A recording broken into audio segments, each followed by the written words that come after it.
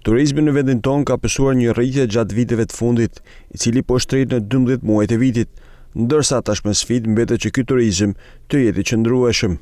Faktikisht kemi një rritje të zhvillimit të turizmit, një interes shumë të madh ka treguar qeveria për t'i parapri kësaj rritje me politika afatgjata, u miratu strategjia e zhvillimit të turizmit afatgjat në mënyrë qëndrueshme dhe kjo i paraprin e vendos në shina çdo investim që të bëhet në ato drejtime ku mendohet nëpërmjet ekspertizës që ka kërkesë tregu turistik dhe që t'jena më konkurrues.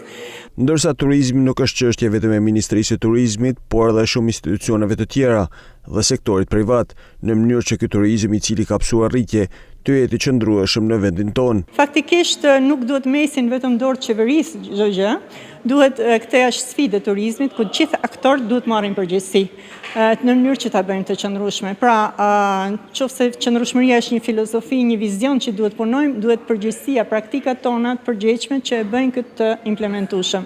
Kështu që edhe sektori privat në njëjtën kohë duhet ta shikojë çdo iniciativë, çdo investim sa përgjegjësi sjell, dobi sjell, qoftë sociale, qoftë mjedisore, edhe ekonomike, edhe për komunitetin. Sipas ekspertëve, krahas turizmit natyror, një rritje ka pasur dhe historik dhe kulturor, kjo fal promovimit dhe investimeve të realizuara.